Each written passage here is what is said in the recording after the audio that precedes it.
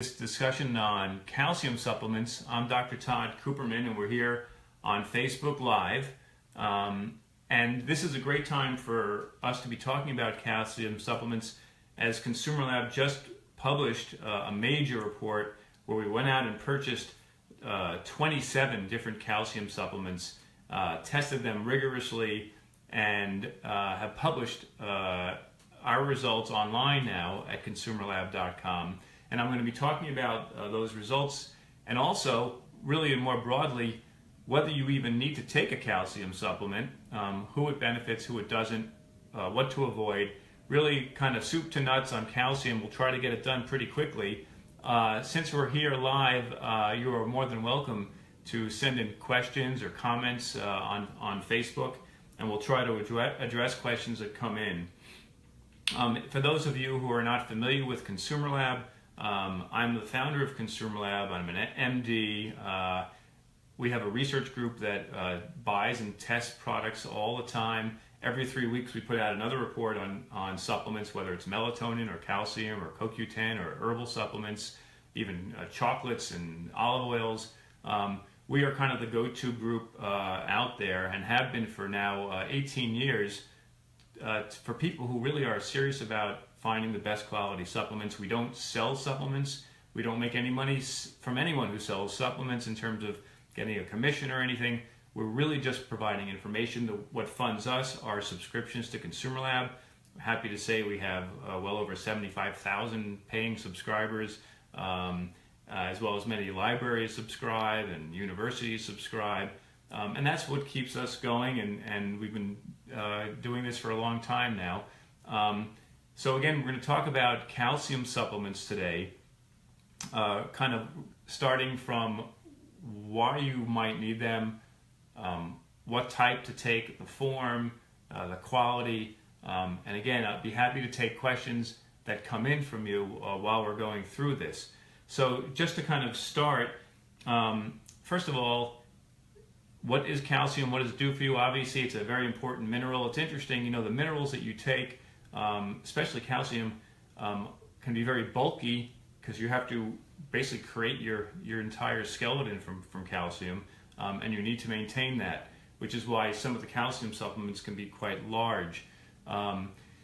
Calcium is important not only for your bones, it's important for your nervous system, it's important for your cardiovascular system. It has many other roles that it plays.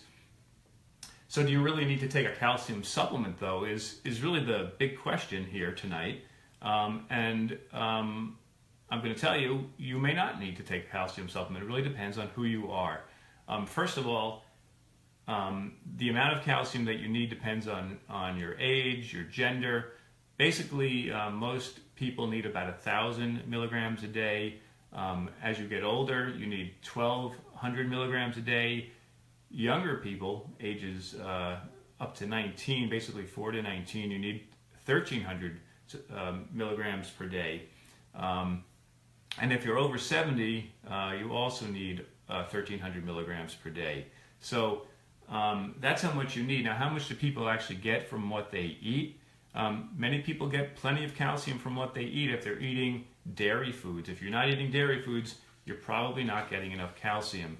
You can get it from some other foods. You can get it from soybeans and other beans. It's actually in spinach, but unfortunately that's calcium oxalate and you don't absorb it very well, so that's not going to do you very much good. So for those people who don't get enough calcium, or those people who are more likely not to get enough calcium, which would be younger women, basically girls ages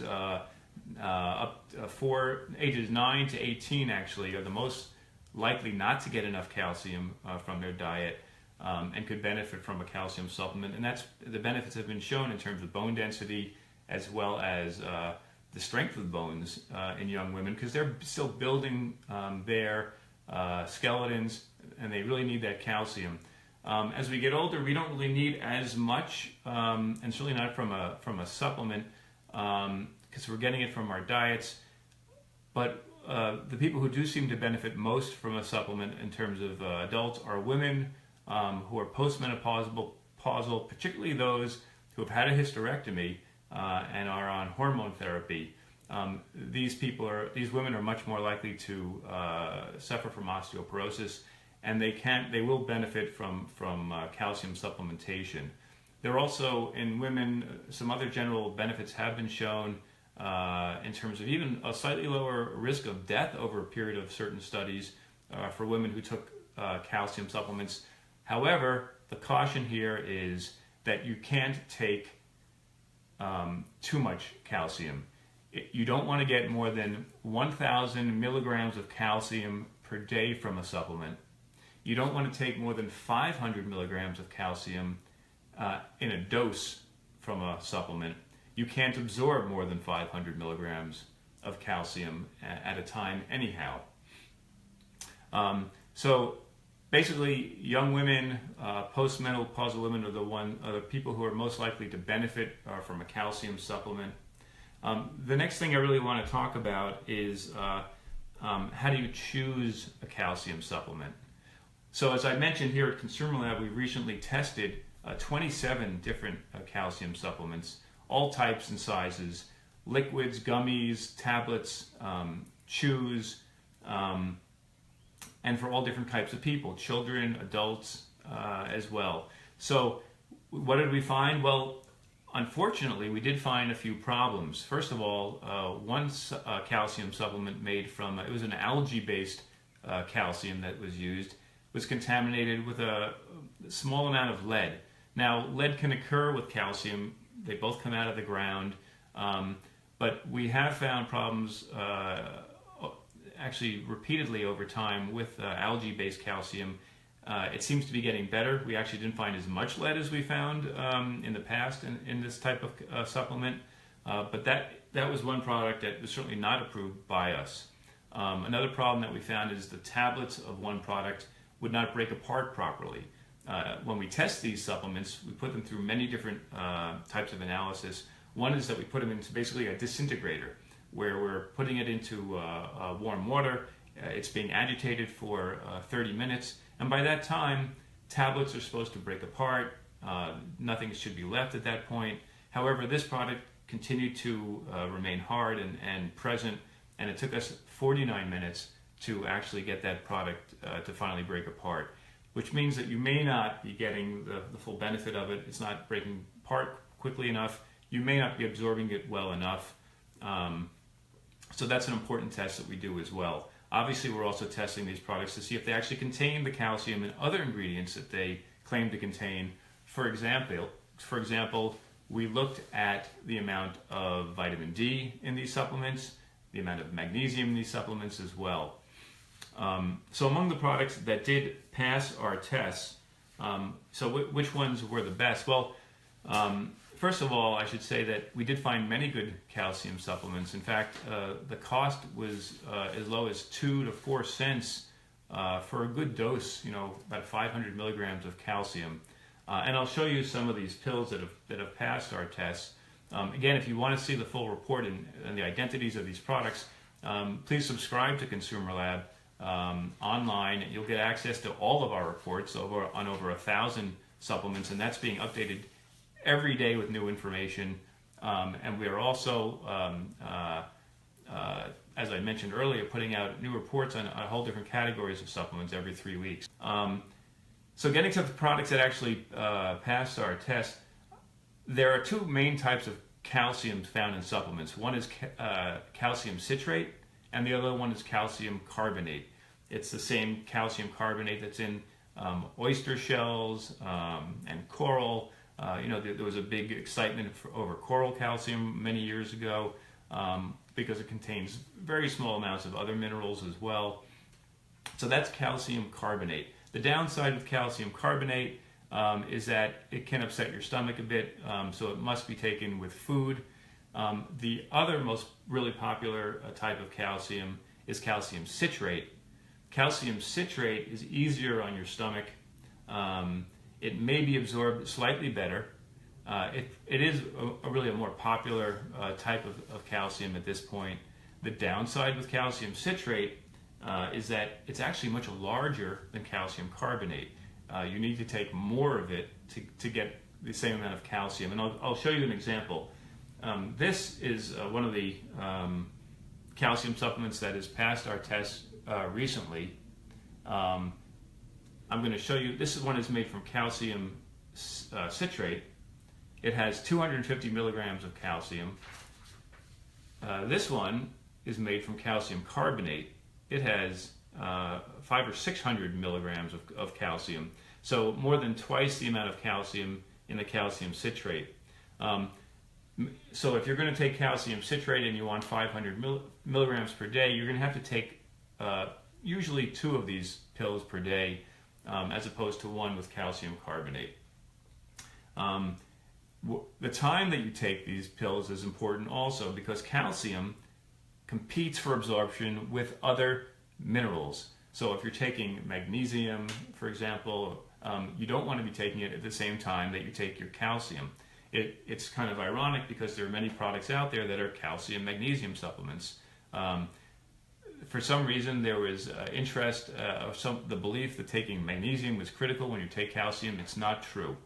And if you have questions actually like this one, should you take calcium with magnesium, must you? Also go to consumerlab.com, because we have answered hundreds of questions about supplements like that one. So you don't need to take a calcium supplement that contains magnesium, but you should take a calcium supplement, preferably that has vitamin D. And the reason is you need vitamin D to absorb and use calcium. Now, if you already get enough vitamin D, you think you're getting enough sunshine, or you're taking a vitamin D supplement, you certainly don't need more from your calcium supplement. But if you don't, it's best to take a calcium supplement that contains some vitamin D, at least 400 IU, 800 IU is fine. There's a lot of misinformation about vitamin D out there, that you need thousands and thousands of IUs of vitamin D. It's not true unless you're really deficient in vitamin D and you need to kind of get back up and maintain that level. Otherwise, most of the supplements out there do have 400, 800 IU of vitamin D, and that'll help you absorb the calcium. If you have trouble with a tablet, there are certainly other products out there. For example, we tested liquid supplements, which are great for people who have trouble swallowing large pills. We tested gummy products, both for children and for adults. Also, a fine alternative, if that's what you need to do to take your supplement, or get your kids to take a supplement. We tested chews as well, that are on the market. Chews are fine as well. These are all okay, just don't consider them candy, because you can get too much calcium. And again, as I said earlier, if you exceed 1,000 milligrams a day, you're doing yourself a disservice. You're increasing your risk of heart attack, stroke, possibly kidney stones as well. The other thing to keep in mind with calcium is when you're taking it, be aware that it can interact with certain medications. It can reduce the absorption of thyroid medication. If you take thyroid medication, it can interfere with certain antibiotics.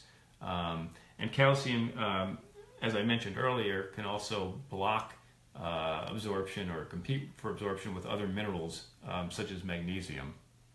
I'm just going to see if there are any other questions that have come up. So I think, I hope I've answered a lot of questions that you may have about calcium.